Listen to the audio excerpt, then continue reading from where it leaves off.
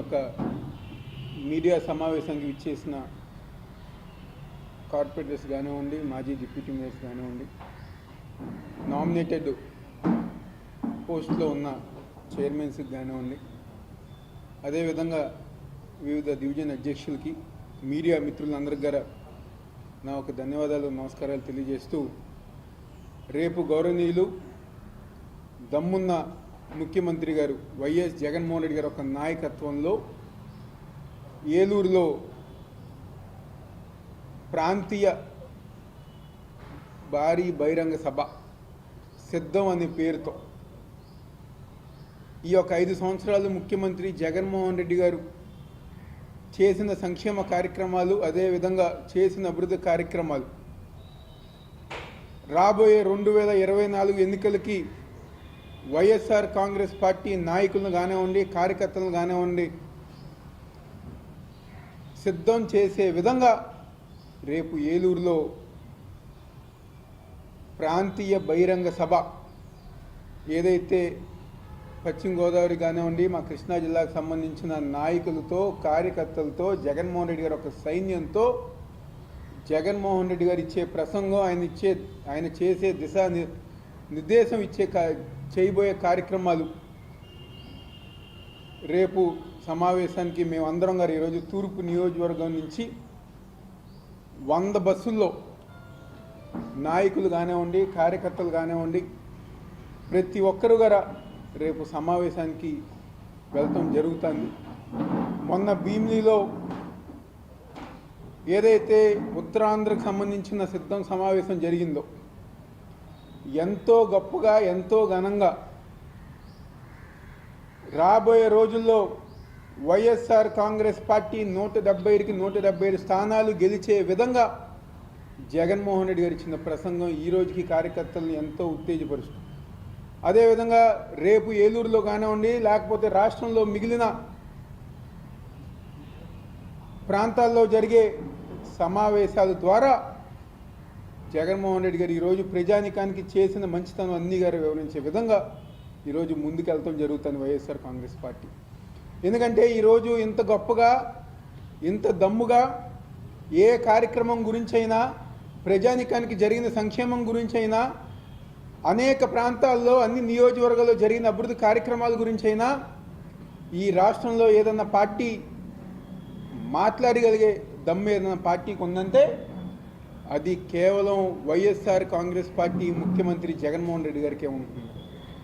ఎందుకంటే ఈరోజు కరోనా కష్టకాలం వచ్చినా, ఆర్థిక ఇబ్బందులు వచ్చినా ఏదైతే జగన్మోహన్ రెడ్డి గారు మాట ఇచ్చారో పాదయాత్ర సమయంలో కానివ్వండి, ఎన్ని కష్టాలు వచ్చినా నేను ఇచ్చిన హామీ ప్రకారం, ఇచ్చిన మాట ప్రకారం మాట నిలబెట్టుకుంటానని చెప్పని ఏదైతే జగన్మోహన్ రెడ్డి గారు హామీ ఇచ్చారో దానికి అనుగుణంగా ఈరోజు తూర్పు నియోజకవర్గం అవనివ్వండి, విజయవాడ నగరంలో అవనివ్వండి, ఆంధ్రప్రదేశ్ రాష్ట్రంలో అవనివ్వండి, ఇచ్చిన మాట ప్రకారం, ఇచ్చిన డేట్ ప్రకారం, టైం ప్రకారం ఈరోజు సంక్షేమ కార్యక్రమాలు చేసిన నాయకుడు ఉన్నారంటే అది వైఎస్ జగన్మోహన్ రెడ్డి గారు.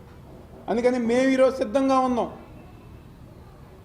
175 నియోజకవర్గాల్లో పోటీ చేసి గెలుస్తానికి ఈరోజు వైఎస్ఆర్ కాంగ్రెస్ పార్టీ తరఫున మేము సిద్ధంగా ఉన్నాం. కాబట్టి ఈరోజు సిద్ధం అని చెప్పని దమ్ముగా, ధైర్యంగా పోస్టర్లు వేసినా, బ్యానర్లు వేసినా, సమావేశాలు పెట్టినా మేము ధైర్యంగా ఉన్నాం. కాబట్టి ఈరోజు ఆ విధమైన కార్యక్రమాలు, ఆ విధమైన సమావేశాలు, ఆ విధమైన మేము చేసిన కార్యక్రమాలు మేము చూపించుకోగలుగుతున్నాం.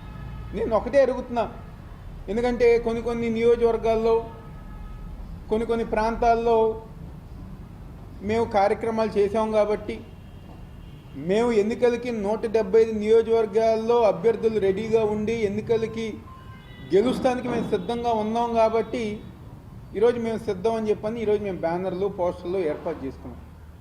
ఈరోజు తెలుగుదేశం పార్టీ వాళ్ళు దేనికి సిద్ధంగా ఉన్నారని చెప్పి వాళ్ళు బ్యానర్లు వేసుకుంటున్నారు, లేకపోతే జనసేన పార్టీ వాళ్ళు ఏ నియోజకవర్గాల్లో పోటీ చేస్తారని చెప్పిన క్లారిటీ ఉంది కాబట్టి వాళ్ళు సిద్ధం అని చెప్పి వేసుకుంటారు. కేవలం రెచ్చగొట్టే విధంగా ఈరోజు నిజంగా మీరు సై అనో లేకపోతే మేము సిద్ధమో అని చెప్పనే విధంగా మీరు కనుక నిజంగా సిద్ధంగా ఉంటే సర్లే సిద్ధానికి మేము సిద్ధం అని చెప్పని బ్యానర్లో లేకపోతే సై అనే బ్యానర్లు వేసుకున్నారంటే ఒక అర్థం. ఈరోజు మీరు దేనికి సిద్ధంగా ఉన్నారు? జనసేన పార్టీ వాళ్ళు తెలుగుదేశం పార్టీ వాళ్ళని చంద్రబాబు నాయుడు ముఖ్యమంత్రి చేస్తానికి సిద్ధంగా ఉన్నారా? లేకపోతే ఎన్ని నియోజకవర్గాల్లో పోటీ చేస్తానికి సిద్ధంగా ఉన్నారా? తెలుగుదేశం పార్టీ వాళ్ళు 5 సంవత్సరాలు ఏ కార్యక్రమాలు చేసాం, లేకపోతే ఈ 4.5 సంవత్సరాలు ప్రజానికం కోసం మేము ఏం చేసామని చెప్పడానికి ఏం సిద్ధంగా ఉన్నారని చెప్పని ఈరోజు సామాన్య ప్రజానికం తెలుగుదేశం పార్టీ మిగిలిన పార్టీలు ప్రతి ఒక్కరి గారు ప్రశ్నిస్తున్నారు. మీరు ఆలోచించుకోవాలి, మీరు ఏ కార్యక్రమాలు చేస్తున్నారు? కేవలం రెచ్చగొట్టే విధంగా ప్రశాంతంగా ఉన్న వాతావరణాన్ని చెరగొట్టే విధంగా ఈరోజు తెలుగుదేశం పార్టీ, జనసేన పార్టీ వారి నాయకులు, కార్యకర్తలు ముందుకు వెళ్తున్నారు. ప్రజానికం గమనిస్తున్నారు. ఏ పార్టీ మనకు అండగా ఉంది, ఏ పార్టీ మనకి మంచి చేసింది, ఏ పార్టీ మనకి కరోనా సమయంలో అండగా నిల్చున్నారు, ఏ నాయకులు మనకు అండగా ఉన్నారు అని చెప్పని ఈరోజు ప్రజానికం తెలుసు. కాబట్టే ఈరోజు ప్రజానికం ప్రతి ఒక్కరి గారు వైఎస్ జగన్మోహన్ రెడ్డి గారు ఒక నాయకత్వాన్ని బలపరిచి జగన్మోహన్ రెడ్డి గారు వెనకమాల ఉండటం జరుగుతుంది. అదేవిధంగా ఈరోజు ఉదయాన్నే గద్దె రామ్మోహన్ గారు ఒక మీడియా సమావేశం ఏర్పాటు చేసి ఎంపీ కేసినేని నాని గారిని కానివ్వండి, లేకపోతే ప్రభుత్వాన్ని కానివ్వండి, లేకపోతే మా ముఖ్యమంత్రి జగన్మోహన్ రెడ్డి గారిని ఆళ్ళగడ్డకి ఉల్లిగడ్డకి తేడా తెలియదు, అలాంటి ఆయన ముఖ్యమంత్రి అయ్యారని చెప్పని ఏదో మాట్లాడుతున్నారు. సరే, మా రాయలసీమ భాషలో ఒకళ్ళు ఆళ్ళగడ్డ అంటారు, ఆంధ్ర భాషలో ఒకళ్ళు ఉల్లిగడ్డ అంటారు, వివిధ భాషలో ఒక్కొక్క రకంగా మాట్లాడతారు కాబట్టి మేము కన్ఫ్యూజ్ అయ్యి ఉండొచ్చు. కానీ నీచంగా సిగ్గులేనితనంగా జయంతికి వర్ధంతికి తేడా తెలియని లోకేష్ గురించి ఏం మాట్లాడతారో ఒకసారి గద్దె రామ్మోహన్ ఆలోచించుకోవాలి. చిన్న పిల్లాడిని అడిగిన జయంతి అంటే ఏంటి, వర్ధంతి అంటే ఏంటి అని చెప్పని స్కూల్కి వెళ్ళే పిల్లాడిని అడిగినా చెప్తారు. అదిగర చెప్పలేని లోకేష్ని మరి మీరు జాకీలేసి లేపుతున్నారు కదా, మరి దానికి ఏమంటారని చెప్పి ఈరోజు గద్దె రామ్మోహన్ అడుగుతున్నారు. ఎందుకంటే ఆయన తట్టుకోలేకపోతున్నారు. కేసినేని నాని గారు మాట్లాడే నిజాలు బయటకు వచ్చేసరికి గద్దె రామ్మోహన్ రావు గారు తట్టుకోలేకపోతున్నారు.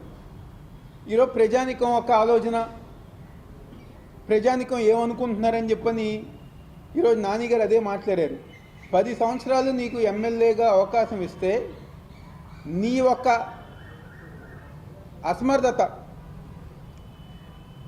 పని చేయకుండా, అభివృద్ధి కార్యక్రమాలు చేయకుండా ప్రజానికాన్ని మోసం చేసి 10 సంవత్సరాలు నీతో పాటు ఉన్న ఒక వ్యక్తి బయటకు వచ్చి నిజాలు చెప్తుంటే నువ్వు తట్టుకోలేకపోతున్నావు. బ్యాలెన్స్ తప్పి ఏది మాట్లాడాలో అది నువ్వు మాట్లాడేస్తున్నావు, నిజాలు బయటకు వచ్చినాయి కాబట్టి. 10 సంవత్సరాలు నీకు ఎమ్మెల్యేగా ఇచ్చినప్పుడు ఒక్క రోడ్డు వేయలా, మెట్ల మార్గం చేయలా, రిటైనింగ్ వాల్, ఈరోజు రిటైనింగ్ వాల్ గురించి మాట్లాడుతున్నాం. 2019 దాకా మీరు అధికారంలో ఉన్నారు. 2019 తర్వాత గారు వరదలు వచ్చినాయి. ఆ రోజు రామలింగేశ్వర నగర్ దగ్గర నుంచి రాణిగారి తోట, కృష్ణలంక దగ్గర నీటిలో మునిగి ప్రతి ఒక్కరి ఇల్లు గారు మునిగిపోయి సామాన్లు తడిసిపోయి అందరూ గారు పునరావాస కేంద్రానికి వెళ్ళారు. కానీ జగన్మోహన్ రెడ్డి గారు శంకుస్థాపన చేసిన సంవత్సరం కాలంలోపే పూర్తి చేసి ఈరోజు ఏదో అంటున్నారు కదా, రాజీనామా చేసాం, ఒక్క ఇల్లు గారు తీయకుండా మేము కట్టామని చెప్పని. ఈరోజు జగన్మోహన్ రెడ్డి గారు ఒక నాయకత్వంలో ఇది చంద్రబాబు నాయుడు ప్రభుత్వం కాదు, పేద ప్రజానిని మోసం చేసే ప్రభుత్వం చంద్రబాబు లాగా ప్రభుత్వం జగన్మోహన్ రెడ్డి గారిది కాదు. ఇచ్చిన మాట ప్రకారం దాదాపుగా 564 మందికి ఏదైతే నదికి బాగా దగ్గరగా ఉన్నాయో, దిగువ ఉన్న ప్రాంతంలో ఉన్నాయో, ఆ ప్రాంతంలో 564 మందికి ఇల్లు తీసేసిన ఒక్క రూపాయి గారు తీసుకోకుండా మంచి మనసుతో 5 లక్షలు 6 లక్షలు విలువైన ఇంటిని ఇచ్చిన గొప్ప మనసున్న నాయకుడు ఈరోజు వైఎస్ జగన్మోహన్ రెడ్డి గారు అని చెప్పిన విషయం ఈరోజు గద్దె రామ్మోహన్ గుర్తుపెట్టుకోవాలి. మీరు చెప్పండి, మీరేం చేశారు? 25,000, 50,000, ₹1,00,000 ప్రజానికం దగ్గర తీసుకుని మోసం చేసి, టిక్కో ఇల్లు పేరుతో మోసం చేసి, స్థానికంగా మీ నాయకులు లంచాలు 5,000, 10,000, 15,000 కార్పొరేటర్ దగ్గర నుంచి మీ డివిజన్ అధ్యక్షుల దాకా డబ్బులు తీసుకుని ప్రజానికాన్ని మోసం చేస్తే ఈరోజు జగన్మోహన్ రెడ్డి గారు ₹1 గారు తీసుకోకుండా ఇళ్ల స్థలాలే కానివ్వండి, ఇల్లు కట్టించే విధానం కానివ్వండి, పునరావాస ఏదైతే ఇలా ఇల్లు పోతే ₹1 గారు తీసుకోకుండా ఇల్లు ఇచ్చే విధానం కానివ్వండి, మనసున్న ముఖ్యమంత్రి జగన్మోహన్ రెడ్డి గారు కాబట్టి చేశారు. ఒక్క పని చెప్పండి మీరు చేసిన కార్యక్రమం.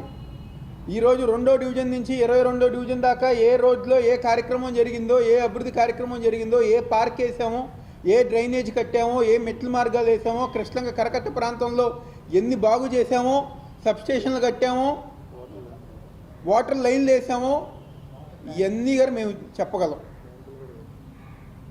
ప్రతి డివిజన్ సంబంధించి 2వ డివిజన్ నుంచి 22వ డివిజన్ దాకా మేము చెప్పగలం. వాటర్ ట్యాంకులు కట్టాము, ఏది కట్టామో ఎన్ని గారు చెప్పగలం. మీరేం చెప్పగలరు?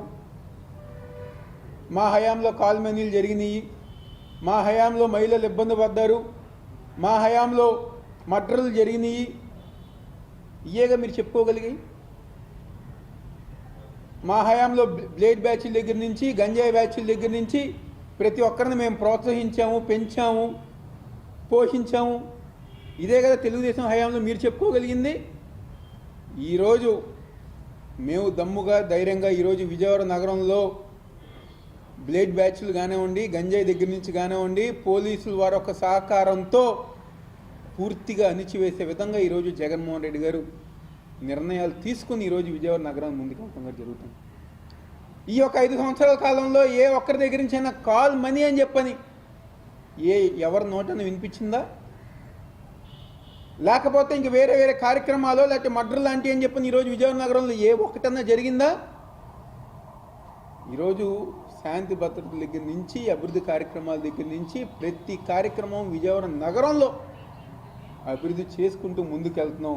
అది చూసి ఓర్వలేక, ఎందుకంటే ప్రజానికం నిర్ణయించుకున్నారు 10 సంవత్సరాలు ఎందుకు పనికిరాని వ్యక్తికి మనం ఎమ్మెల్యేగా బాధ్యతలు అప్పచెప్పాం. రేపు 2024లో వైఎస్ఆర్ కాంగ్రెస్ పార్టీ జెండా ఎగరవేసి ఈ నియోజకవర్గంలో సమర్థవంతమైన జగన్మోహన్ రెడ్డి గారి ఒక పాలన తీసుకురావాలని చెప్పనే ఒక నిర్ణయానికి తూర్పు నియోజకవర్గ ప్రజానికం వచ్చారు.